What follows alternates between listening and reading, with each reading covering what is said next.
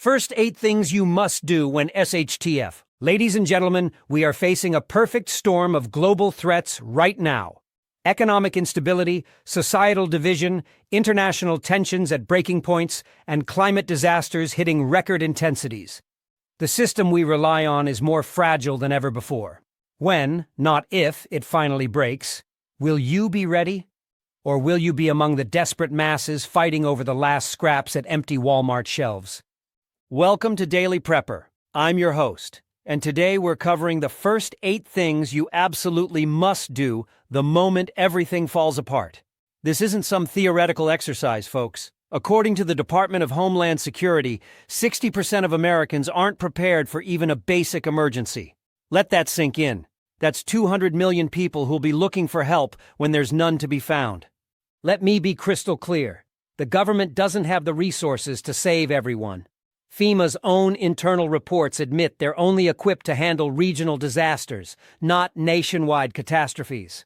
When the real thing hits, whether it's a massive grid-down situation, economic collapse, or something worse, you'll have hours, maybe minutes to make decisions that determine if your family survives or becomes a statistic. So let's jump right in. These 8 critical actions could mean the difference between life and death when society crumbles. Number 1. Execute your immediate action plan.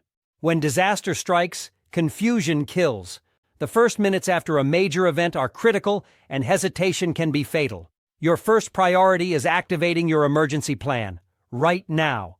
Not after checking social media, not after calling your cousin in Ohio to see if it's happening there too. Now. Former Army Special Forces officer Mike Glover emphasizes this exact point. The first 5 minutes of any crisis determine the next 5 hours, and those hours determine the next 5 days. If you're away from home when it happens, your top priority is getting back to your safe location as quickly as possible. This means having a get-home bag in your vehicle at all times. Not some dollar store backpack with a few snacks. I'm talking about a properly equipped pack with at least 2 liters of water, 3,000 calories of shelf-stable food. First aid supplies including a tourniquet and quick clot. Basic tools including a fixed blade knife and multi-tool. Fire starting capabilities, at least 3 methods. Emergency shelter like a tarp and emergency blanket. Self-defense options appropriate to your skill level and legal situation. Maps. Physical maps, not your useless smartphone GPS. Communications equipment that doesn't rely on cell networks. If you're thinking that seems excessive for just getting home, congratulations on identifying yourself as someone who'll be begging for help when everything falls apart. The reality is harsh. Your normal 20-minute commute could become a 2-day ordeal when roads are gridlocked and areas become unsafe.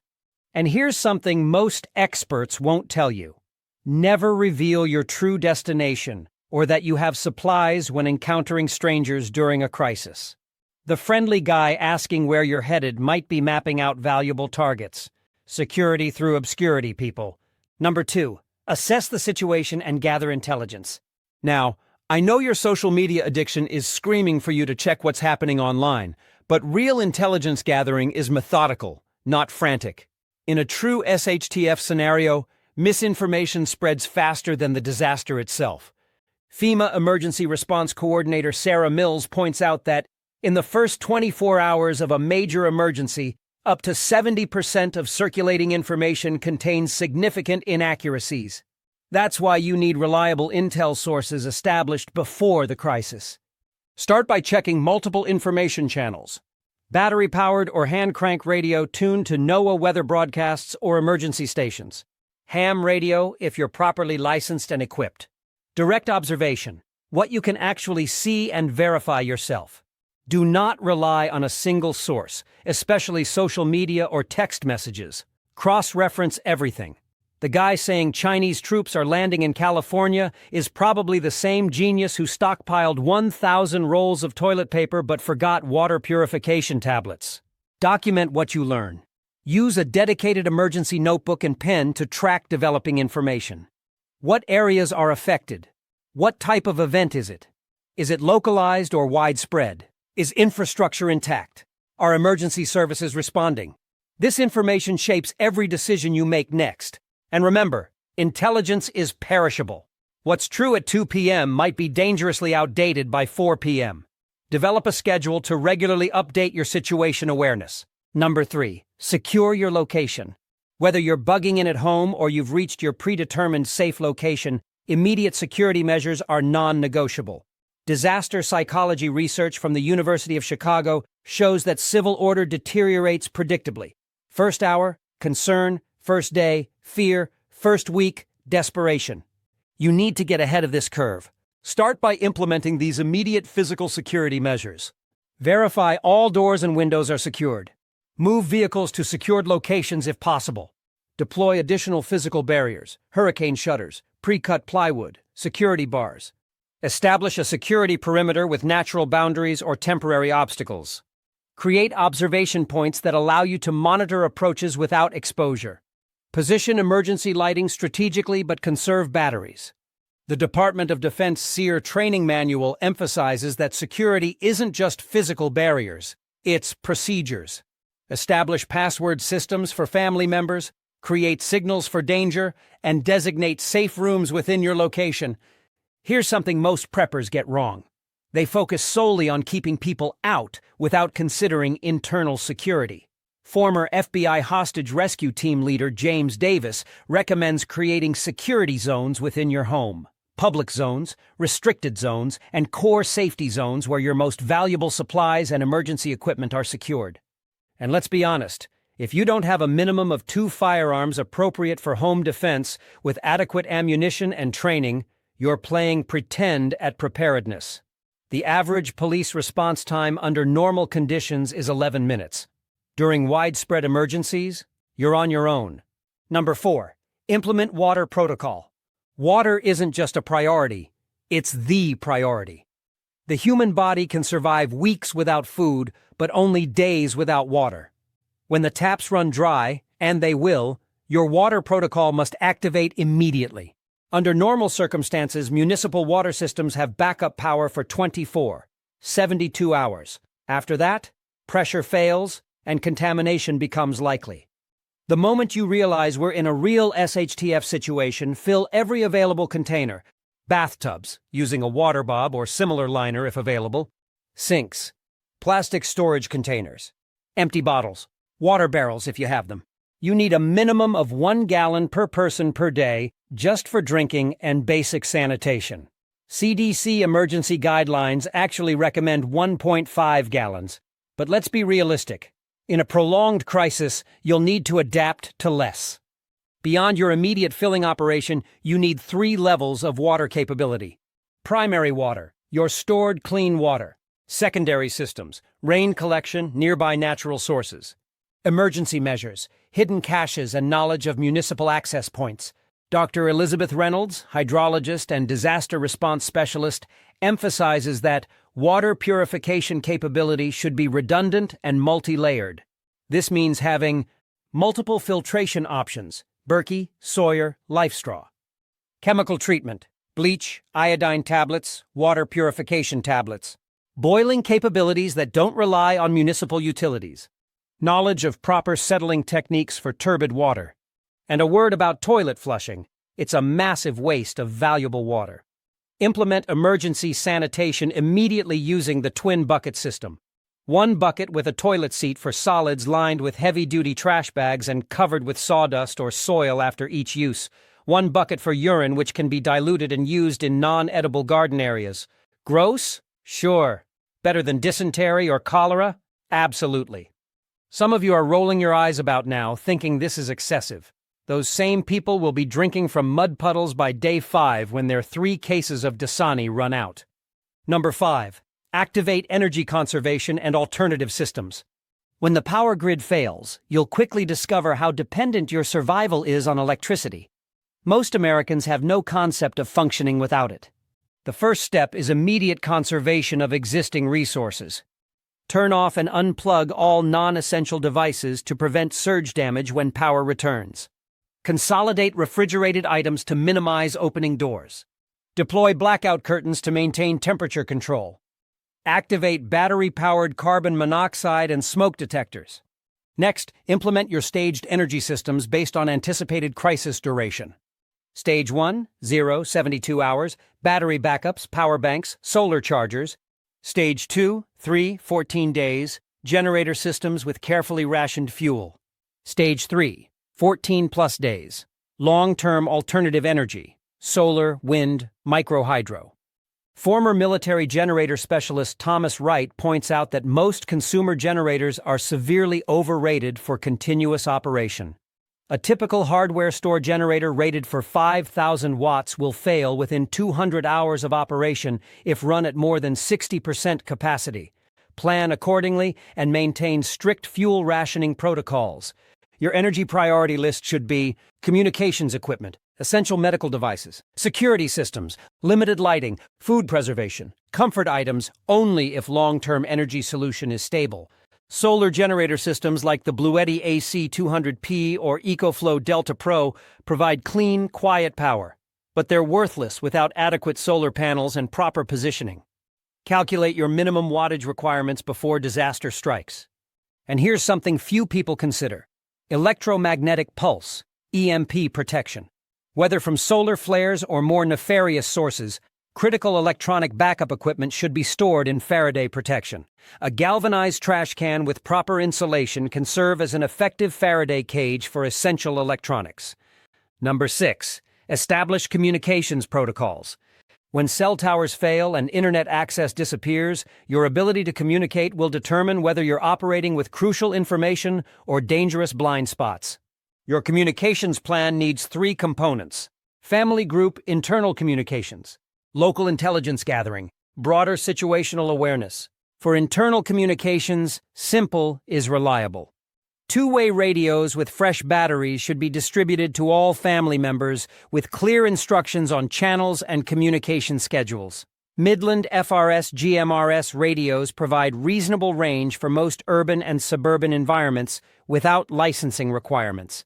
For local intelligence, a handheld scanner programmed with police, fire, and emergency frequencies gives you real-time insight into developing situations. The Uneiden Home Patrol 2 offers simple programming and operation even for beginners. For broader awareness, a shortwave radio receiver allows you to monitor national and international broadcasts when local information channels collapse. The TechSun PL880 balances quality reception with reasonable battery usage.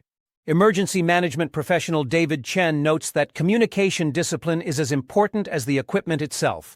Establish clear protocols, scheduled check-in times, emergency call-out procedures, authentication questions to verify identity, duress signals if someone is under coercion, absolute minimums for radio traffic to avoid revealing positions.